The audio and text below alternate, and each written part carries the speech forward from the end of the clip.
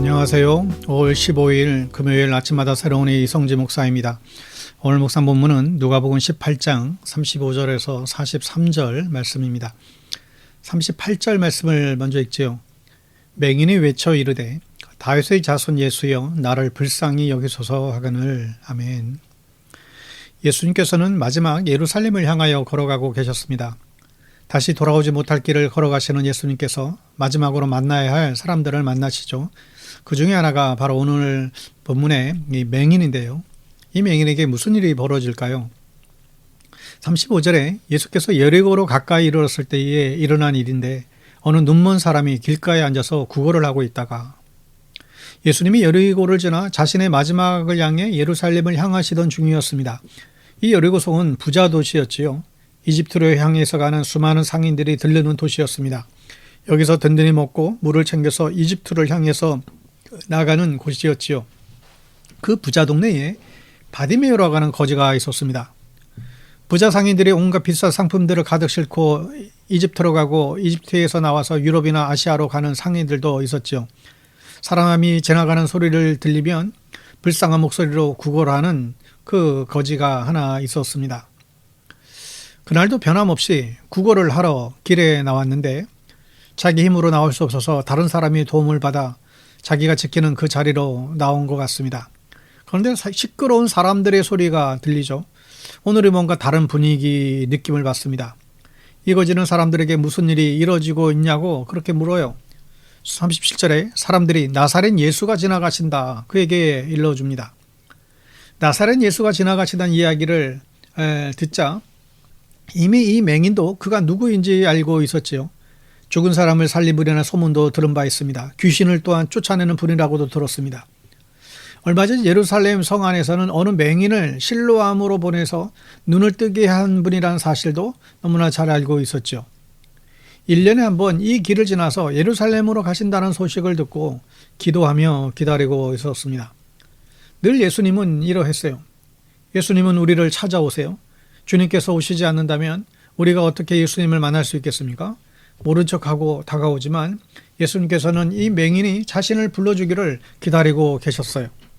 사실 우리가 내 의지로 내 믿음으로 교회에 나오고 주님을 찾는 것 같지만 그러나 주님께서 우리를 먼저 찾아오시고 우리를 만나주시죠.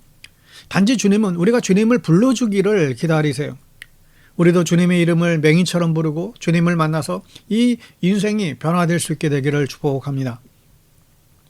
38절에 그러자 그가 소리를 질러 다윗의 자손 예수님 나를 불쌍히 여겨 주십시오. 맹인이 무작정 소리를 질러요. 사람들이 모여서 시끄러운 쪽을 향하여 걸어가며 소리를 지르죠. 사람들과 막 부딪힙니다. 사람들이 이 맹인에게 짜증을 내지만 이 맹인은 더 큰 소리로 소리를 질러대요. 사람들은 예수님의 말씀을 들을 수가 없었습니다.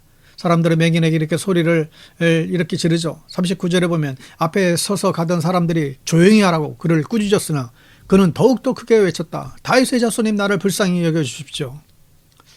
정말 교양 없이 공공장소에서 소리를 지르나 맹인은 신경 쓰지 않고 더 크게 소리를 질러댑니다.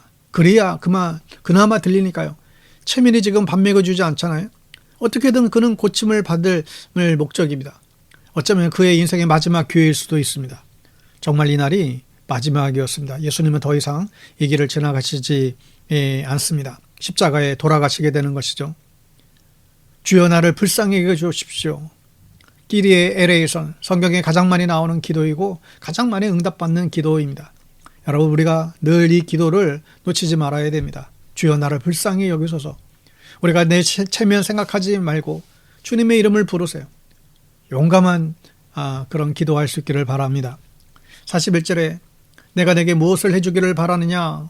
그가 대답하기를 주님 내가 볼 수 있게 해주십시오. 어쩌면 너무나 뻔한 질문이죠. 예수님이 맹인에게 물어요. 뭘 원하니? 이걸 물어봐야 합니까? 예수님께서 모르실까요? 이걸 모르는 사람이 어디 있겠어요? 그러나 모두가 다 기대하고 있는 것이죠. 저 예수가 이 맹인을 고칠 수 있을까? 그러나 주님은 그가 입으로 고백하게 하십니다. 몰라서 묻는 게 아니라 다 아시지만 그가 입으로 고백하지 않으면 예수님께서는 인정하지 않으셨습니다. 여러분 우리가 기도해야 하는 이유가 여기에 있어요. 우리가 입으로 고백하지 않으면 그냥 저절로 이루어진다고 생각할 수 있습니다. 때로는 내가 입으로 기도하고도 저절로 이루어진 것으로 착각합니다. 여러분 우리가 이 입으로 고백하는 게 굉장히 중요합니다. 고백하지 않는 기도는 응답되지 않아요. 42절에 예수께서 그에게 말씀하기를 눈을 떠라 내 믿음이 너를 구원하였다. 주님께서 이 맹인을 고쳐주시죠. 그리고 칭찬하세요. 보라 내 믿음이 너를 구원하였다. 여기서 이 믿음이 무엇일까요? 예수님이 나를 고쳐주실 수 있을지도 몰라. 뭐 믿자야 본전이지. 그러나 고쳐달라고 해보자. 아마 어쩌면 이런 마음일 거예요.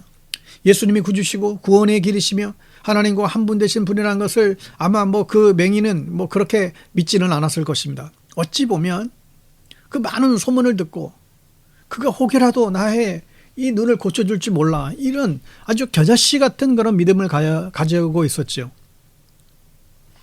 그런데 예수님은 그 믿음을 칭찬하십니다.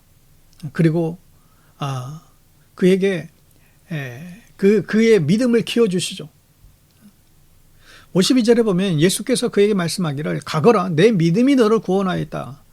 그러자 그 눈먼 사람은 곧 다시 보게 되었다. 그리고 그는 예수가 가시는 길을 따라 나섰다.